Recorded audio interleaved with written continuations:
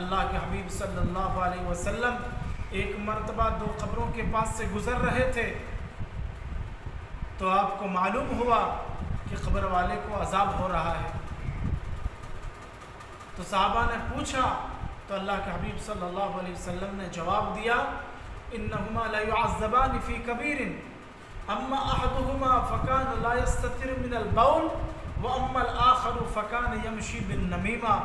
اللہ کے حبیب صلی اللہ علیہ وسلم نے فرمایا کہ انہیں کسی بڑے گناہ کی وجہ سے عذاب نہیں دیا جا رہا، بلکہ انہیں عذاب جو دیا جا رہا ہے وہ پیشاب کے چھینٹوں کی وجہ سے، یعنی دنیا میں جب یہ رہا کرتا تھا، زندگی اس کی گزر رہی تھی تو پیشاب کے چھینٹوں سے یہ بچتا نہیں تھا۔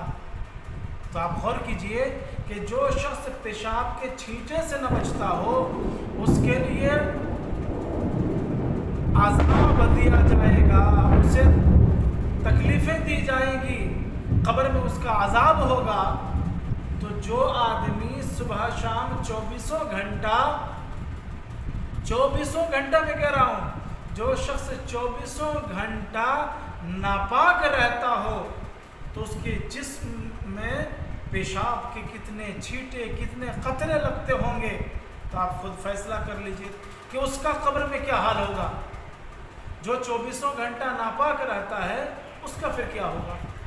اس لیے میرے بھائیوں، ہمیں ناپاکی سے دور رہنی چاہیے اور پیشاب کے چھینٹوں سے ہمیں بچنا چاہیے تاکہ قبر کے عذاب سے ہم بچ سکیں، پہلی بات۔ دوسری بات یہ ہے کہ اللہ کے حبیب صلی اللہ علیہ وسلم نے فرمایا کہ یہ دوسرا شخص اس کو جو عذاب دیا جا رہا ہے قبر میں، اس کی وجہ یہ ہے کہ چغلی اور غیبت سے نہیں بچتا تھا۔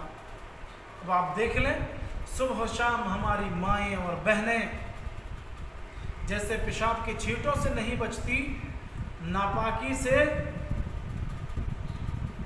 اپنے آپ کو پاک نہیں کرتی، اسی طریقے سے یہ بیماری ہماری ماں اور بہنوں میں چغلی اور غیبت کی بہت زیادہ ہے۔ جہاں دیکھو، جس گلی میں دیکھو، جس چوراہے میں دیکھو، 2-4 عورتیں بیٹھ گئیں آپس میں اور اس کی بیٹی کی کہانی، اس کے شوہر کی کہانی، اس کی بہو کی کہانی، اور اس طرح شروع کرتے کرتے اگر ظہر میں شروع ہوا ہے تو عصر تک چلتا رہے گا، عصر میں شروع ہوا ہے تو مغرب، اور مغرب میں شروع ہوا ہے تو عشاء۔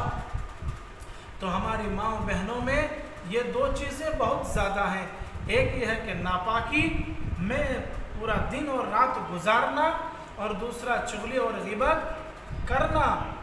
تو میرے بھائیوں، نوجوانوں میں یہ چیز زیادہ ہے، یعنی پیشاب کے چھینٹے سے نوجوان اکثر نہیں بچتا، ناپاکی میں رہ جاتا ہے، حالانکہ اسے کاروبار کرنا ہے، کام دھندہ کرنا ہے، پھر بھی یہ نہیں سوچتا کہ ہمارا اگر اس حال میں کچھ ہو گیا تو میرا کیا ہوگا، ہم اپنا منہ اللہ اور اس کے رسول کو کیسے دکھائیں گے۔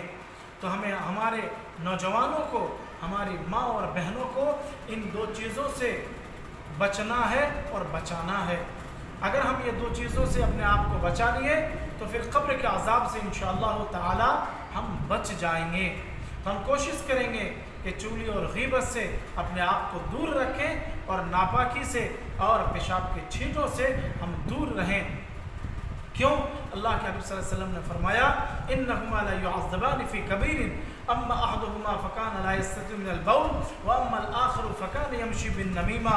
قبر کے دو شخصوں کو جو عذاب دیا جا رہا تھا، ایک پیشاب کے چھینٹے سے وہ بچتا نہیں تھا اور دوسرا چغلی اور غیبت سے اپنے آپ کو روکتا نہیں تھا۔ اللہ پاک ہم سبوں کو ان دو چیزوں پر ہمیں عمل کرنے اور ان خراب دو چیزوں سے ہمیں بچنے کی توفیق عطا فرمائے۔